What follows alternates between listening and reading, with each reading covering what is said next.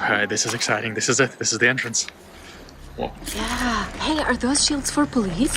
Whoa. This video is going to be unlike anything else we have ever done. Primarily because the Temple Mount is a place under very high political tension, to such a degree that upon entry we had to take a security briefing by a police officer.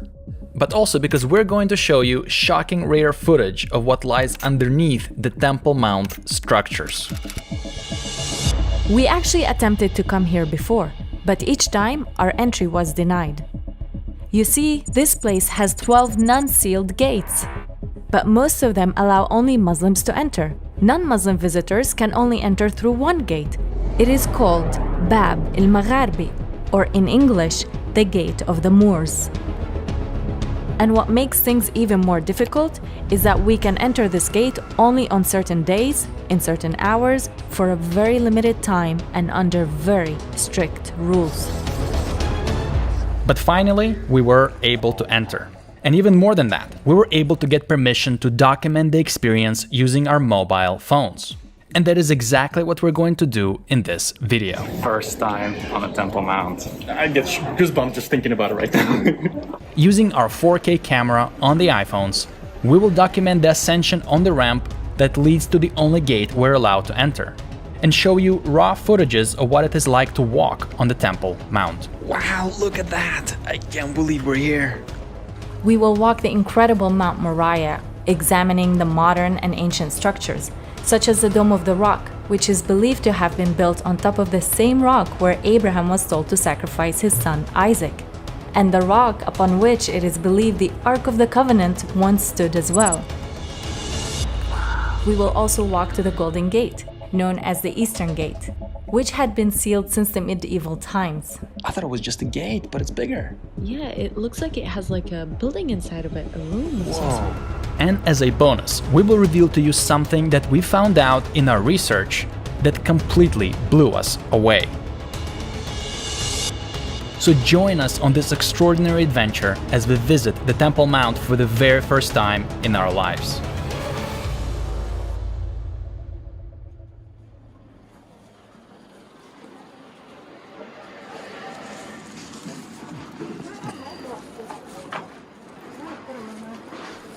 So we are walking up the ramp that leads to the only gate through which visitors can enter.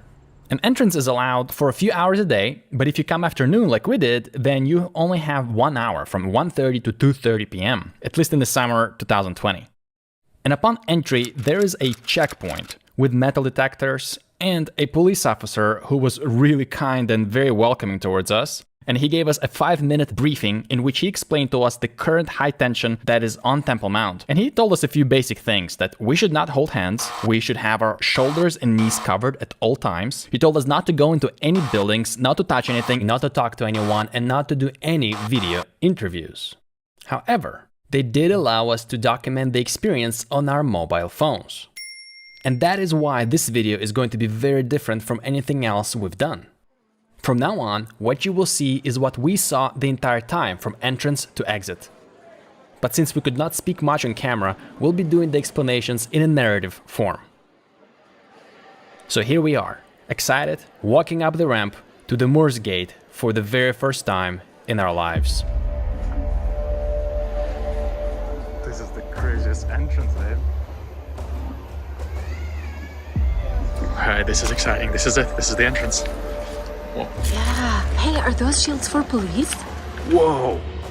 Right now we have to turn off the recording and put down our phones because there is another Israeli security checkpoint. But think about how sensitive the security situation is here, that they must have riot shields ready to be used at all times by the entrance to the Temple Mount. Thankfully, they're not being used at the moment and we can pass through the gate. Stop, please. The voice you just heard was uttered by a man from the Jerusalem Islamic Waqf, the trust that controls and manages the Temple Mount. He pulled me aside and asked me to put an extra cover on my shoulders because my shawl was a bit see-through. Thankfully, they had extra covers, and now we're ready to go. We can walk everywhere, he said, too. We can walk inside, but... If you're wondering who is the authority here, Israel, Jordan, or the Islamic Waqf? Well, at the moment, it is kind of a joint operation. The Temple Mount is policed by the State of Israel. However, the daily administration of things is managed by the Islamic Waqf, which is primarily sponsored by Jordan. So as we're walking the street, we can almost feel this real sense of tension. Hey, look.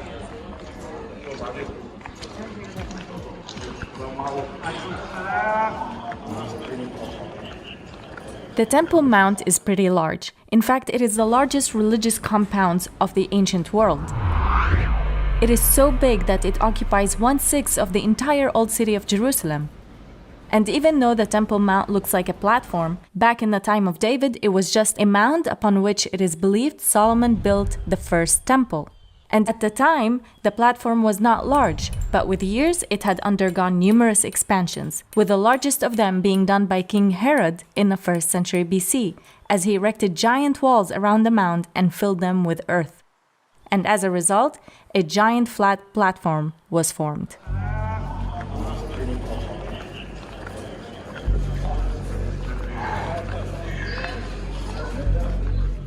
Rhoda and I have entered through the Moor's Gate and then made our way up by the western wall and are en route to the Dome of the Rock.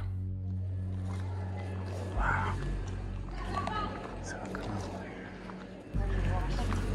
So how old is everything here? The dating is actually scattered all over the place, because there had been so many reconstructions done here throughout the ages. For example, the arches that we are walking through are part of the 8 arch structures that surrounded the Dome of the Rock. They were built in the early Islamic period, most of them dating to about the 8th century AD. Wow.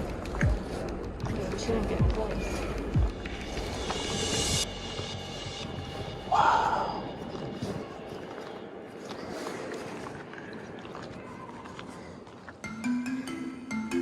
The building in front of us is the Dome of the Rock. This building was built at the end of the 7th century during the early Islamic reign, and it is one of the most recognized buildings in the entire world. But if you pay close attention to its structure, you will notice that it does not look like a mosque. And that is because originally it was not built as a mosque, it was built as a shrine to the foundation stone of the temple. The stone which is located at the center of this building.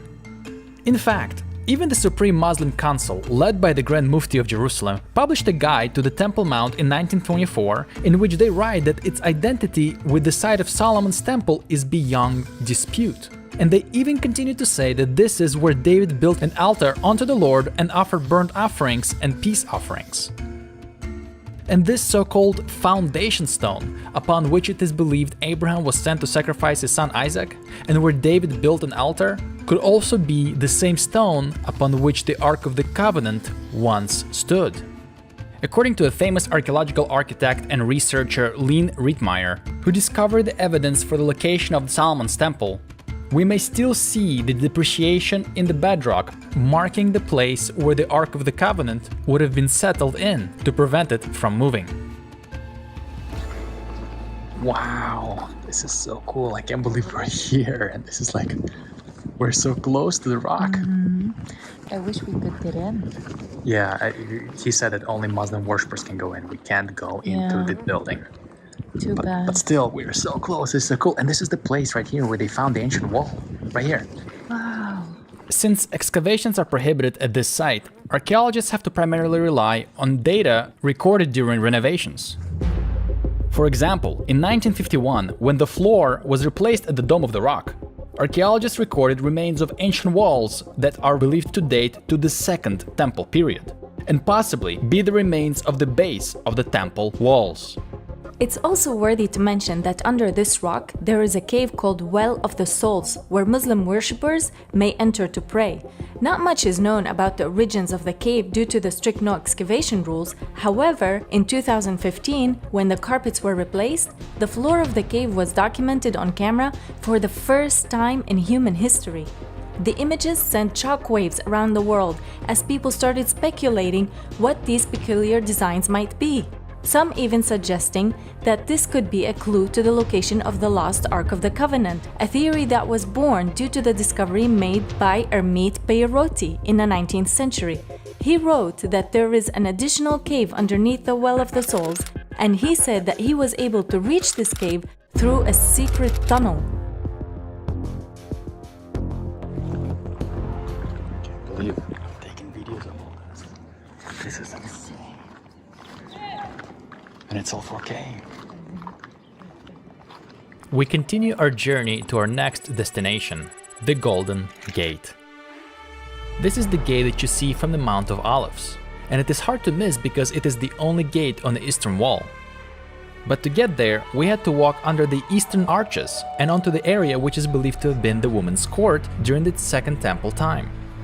This would have been the place where Jesus saw the widow putting the 2 mites into the treasury. Yeah, this is where I've seen the guys go down. Wow. Just a few more feet walking through the eastern gardens, we reach the Golden Gate. I guess they've come down here. Wow. Oh, what is in there? This is a Golden Gate? Yeah. It has entrance.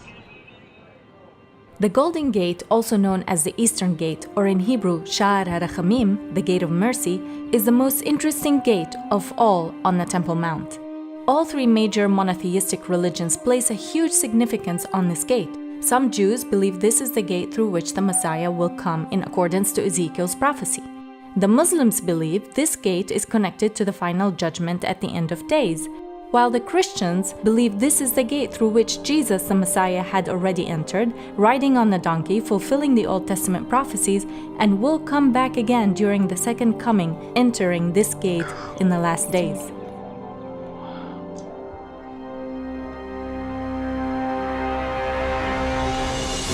So why is this gate sealed? After the gate had been sealed by the Arabs in the 9th century, then opened up by the Crusaders and sealed again by Saladin, it had been shut since the medieval times. And here's the reason why. It is said that the Muslim rulers did not want the Jewish prophecies to come about and a false Messiah to come through the gate. So they not only shut it, but the Ottomans placed a cemetery in front of it, to also prevent Elijah, the forerunner to the Messiah, from coming through the gate because the cemetery would defile him in accordance to the Jewish law. I can't believe we're looking at the Eastern Gate from the inside. This is so cool. Wow. Today, the gate is used for Muslim worshippers, so visitor entry is forbidden. However, from the outside, we can see some incredible traces of history. Even though most of the structure of the gate is believed to date to the Byzantine or early Islamic period, there is something spectacular lying on the ground level.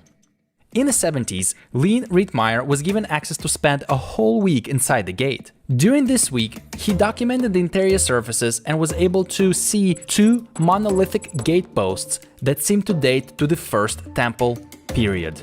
These gate posts lie perfectly in line with the Iron Age masonry of the Eastern Wall. And this First Temple masonry can still be seen from the outside of the walls today for anybody who passes by. If all this indeed checks out, then today's Eastern Gate is built right on top of the original First Temple gate called the Shushan Gate, the same gate that would have been reserved only for the high priest and those who aided him taking out the scapegoat on the Day of Atonement. Babe, it's almost 2:30. We have to hurry. We gotta go. Unfortunately, we only have a few minutes left before the visitation hour comes to an end. But on our way out, we thought to make a stop by the Al-Aqsa Mosque. And that is because this mosque has incredible history hiding right under its floors.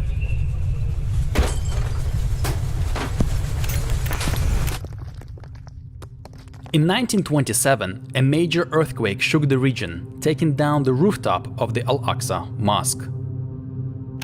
To prevent future collapse, the Waqf decided to strengthen the foundations by digging up the floors around the supporting columns. And when they lifted the floors, a British archaeologist, Robert Hamilton, was on site to document the work in case they found something underneath. And to no surprise, so many things were found that Hamilton wrote a 336-page report in which he documents ancient structures, marble floors, underground passages, and so much more.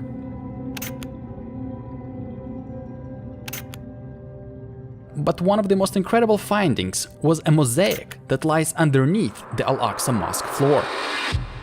This mosaic did not get much attention until a prominent Israeli archaeologist, Tzachi Dvira, noticed it is almost identical in pattern to the mosaic found in the Church of Nativity.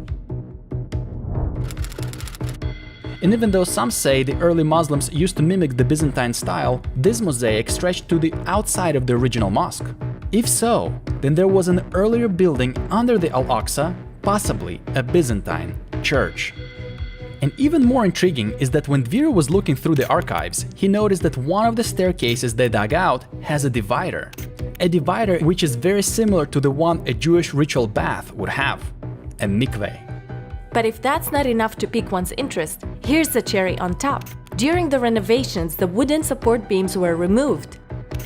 These support beams were then taken to be tested using carbon dating method and dendrochronological dating, a very precise method for dating trees. The results were nothing short of astonishing. The beams are cypress trees and cedars of Lebanon. And some of the beams dated to the Second Temple period, the time of Jesus, while a few of the beams dated to the First Temple period, the time of David and Solomon. That's right, cedar of Lebanon and cypress trees dating to the First and the Second Temple periods.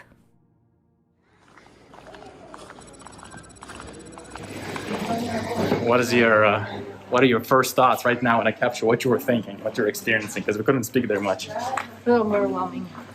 It was overwhelming. It was just incredible feelings and tension, but at the same time, like, exciting for what's going to happen here and what might be underneath this place. Yes. The archaeological information we shared with you in this video is just a small fraction of the mountains of data that had been collected over the past 100 years.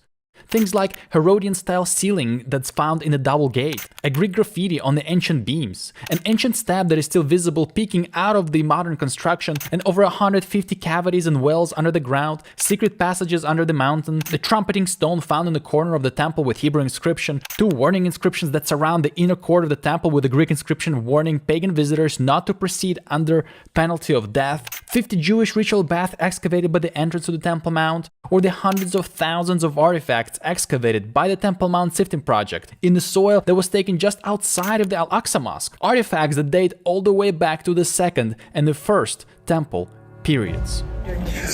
Yes. The history that's under those tiles as we were walking on that platform, and then what's yet to come at the Eastern Gate.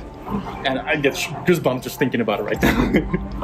It was surreal. We gotta come back with better camera and do something good. Yeah. Indeed, this place has so much history, and there is so much to learn and still to look forward to. But we were so glad to visit it today and experience it together.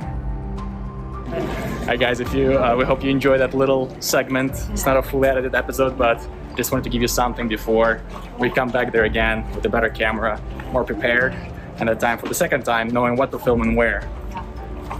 Bye.